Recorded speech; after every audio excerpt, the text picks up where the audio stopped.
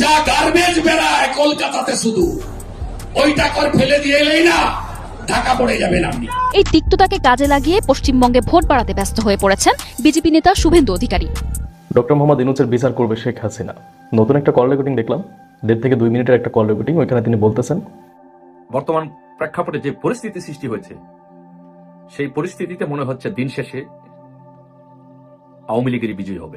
দর্শক, গুরুত্বপূর্ণ কিছু ভিডিও দেখাবো, যে ভিডিওগুলো দেখলে আপনি রীতিমতো অবাক হবেন। চাঞ্চল্যকর অবস্থা সৃষ্টি হয়েছে, নেট দুনিয়ায় তুলপাড় সৃষ্টি করে দিয়েছে ভাইরাল সেই ভিডিওটি। অবশ্যই ভিডিওটি জরুরিভাবে দেখবেন, কেননা এই ভিডিওতে অত্যন্ত গুরুত্বপূর্ণ কিছু ভাইরাল ভিডিও রয়েছে। শুরুতেই কিছু অংশ দেখেছেন, বুঝতেই পেরেছেন এই ভিডিওটা কতটা গুরুত্বপূর্ণ হতে চলেছে। তাই না টেনে একদম সম্পূর্ণ ভিডিওটা দেখবেন। এরকম নতুন নতুন তথ্য পেতে চ্যানেলে নতুন হলে সাবস্ক্রাইব করে রাখবেন এবং একটি লাইক দিয়ে দেখতে থাকুন সম্পূর্ণ ভিডিওটি। ডক্টর মোহাম্মদ ইউনূসের বিচার করবে শেখ হাসিনা। নতুন একটা কল রেকর্ডিং দেখলাম, 1.5 থেকে 2 মিনিটের একটা কল রেকর্ডিং। ওইখানে তিনি বলতেছেন, জনগণের দৌড়ানি খেয়ে পালিয়ে যাওয়া নেত্রী উনি বলতেছেন যে ডক্টর মোহাম্মদ ইউনূস সংবিধান লঙ্ঘন করে ক্ষমতায় বসছেন, জনগণের ম্যান্ডেট নিয়ে সে ক্ষমতায় আসে নাই। সে সংবিধানের অনুচ্ছেদ দেখাইতেছে, সংবিধানের 7 নম্বর অনুচ্ছেদ নাকি ভঙ্গ করছে, এই জন্য তার বিচার হবে। তার ক্ষমতা দখল হচ্ছে সম্পূর্ণ অবৈধ, অসাংবিধানিক। এটা অসাংবিধানিক অবৈধ সরকারের কোনো অধিকার নেই সংবিধানে হাত দেয়, এটা সে করতে পারে না, এটা ঘোরতর অন্যায়। আর এটা যদি করে ওই সংবিধানের 7 অনুচ্ছেদ অনুযায়ী তার বিচার হবে। এই কথা সে বলতেছে। আচ্ছা আপা, সংবিধানের কত নম্বর অনুচ্ছেদে লেখা আছে যে নিজের দেশের জনগণকে গুলি করে মারা যাবে? সংবিধানের কত নম্বর অনুচ্ছেদে লেখা আছে যে আপনার হেলিকপ্টার থেকে গুলি করে মানুষ মারা যাবে?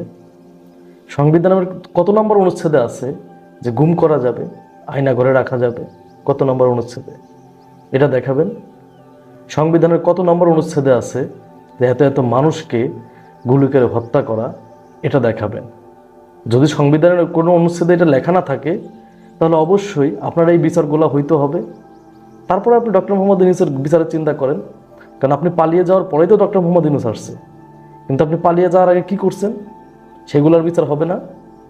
পালিয়ে যাওয়ার আগে আপনি এই সংবিধানগুলো লঙ্ঘন করেন নাই। আর বর্তমান যেটা করতেছেন, সংবিধানের কত নম্বর অনুচ্ছেদে আছে যদি কেউ যদি দেশ নিতে চায় সেক্ষেত্রে দেশের একটা অংশ দিয়ে দেওয়া যাবে। এখন তো আওয়ামী লীগ সেই পরিকল্পনাই করতেছে, ইন্ডিয়াকে দেশ দিয়ে দেওয়ার প্ল্যান করতেছে। এটা কত নম্বর অনুচ্ছেদে আছে আপা? এই প্রশ্নের উত্তরগুলো দিয়ে যাবেন। যদি এই প্রশ্নের উত্তরগুলো দিতে পারেন, যদি দেয়া থাকে অনুচ্ছেদে যে হ্যাঁ এটা দেওয়া আছে, অনুচ্ছেদে আছে, তাহলে আপনার বিচার হবে না। যদি না থাকে তাহলে এই অপরাধগুলো করার জন্য আপনার বিচার আগে হবে, তারপর ডক্টর মোহাম্মদ ইউনূসের বিচার জনগণ করবে। বুঝতে পারছেন? সেই ক্ষেত্রে আপনার বিচারটা কি হবে দেখেন। সংবিধান কয়টা লঙ্ঘন করছেন আপনি? ডক্টর মোহাম্মদ ইউনূস জনগণের ম্যান্ডেট ছাড়া ক্ষমতায় আসছে, তা আমরা কি সরকার দেশ চালাবো? আপনি তো জনগণের দৌড়ানি খেয়ে পালাইছেন, দেশ চালাবে কে? আপনার আব্বা কবর থেকে উঠে চালাবে? হ্যাঁ, আপনি তো কারোর খেয়েও জান না যে তার আমরা দায়িত্ব দিব। সব নিয়ে তো ভাগছেন, কেউ তো নাই। বললেন তার দেশটা চালাবে কে? জনগণকে এতিম হয়ে থাকবে? কারণ আপনার তো দেশে ঢোকার ক্ষমতা নাই, আপনি তো ঢুকতে পারবেন না। এটা তো আপনি ভালো করে জানেন যে একবার দৌড়ানি খেয়ে ভাগছে, আবার গেলে তো আমার বাইরেই ফেলবে। এটা তো আপনি জানেন। দেশটাকে আপনার বাপ চালাবে? আপনি সংবিধানের দোহাই দেন, দেশ আপনার বাপ চালাবে? সংবিধানের কত নম্বর অনুচ্ছেদে আছে যে জনগণের দৌড়ানি খেয়ে পালানো যাবে? হ্যাঁ, কিসের সংবিধান? কিসের সংবিধানের কথা শোনান? যে সংবিধান নিজে হাতে লেখছেন সেই সংবিধানের কথা? যে সংবিধানের দোহাই দিয়ে জনগণকে চুষে গেছে সেই সংবিধানের কথা? যে সংবিধানের দোহাই দিয়ে ভোট ভিন নির্বাচন করছেন সেই সংবিধানের কথা? এসব ফাইজলিমি বন্ধ করেন। বাংলাদেশের মানুষ আপনাকে সহ্য করতে পারে না।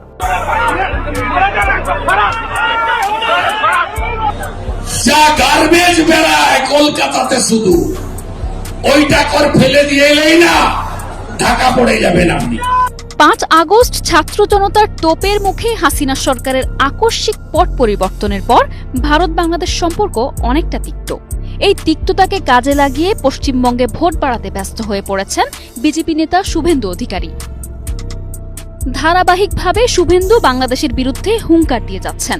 সোমবারও কড়া হুঁশিয়ারি দিয়ে শুভেন্দু বলেন, ইউনূস হুঁশিয়ার, একদিনে শুধু কলকাতায় যে আবর্জনা বের হয় ওটা ফেলে দিয়ে এলেই না ঢাকা পড়ে যাবেন আপনি, পাঙ্গা নিতে আসবেন না।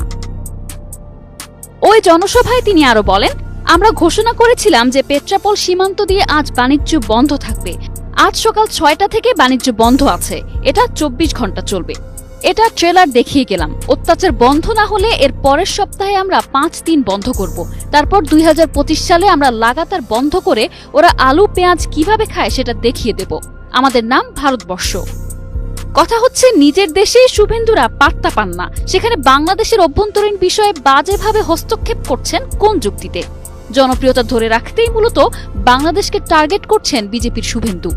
নিজের দেশে হওয়া সংখ্যালঘুদের ওপর অত্যাচারের প্রতিবাদ না করে বাংলাদেশের ইস্যু নিয়ে কেন কুমিরের কান্না করছেন শুভেন্দু, তা কারোই বুঝতে বাকি নেই। বাংলাদেশকে ইস্যু করে নোংরা রাজনীতি করা এখন শুভেন্দুর একমাত্র কাজ হয়ে দাঁড়িয়েছে।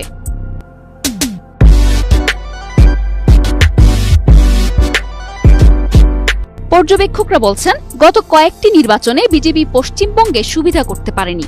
এ কারণে দলটি ভোট বাড়ানোর ফন্দি হিসেবে টার্গেট করেছে বাংলাদেশকে।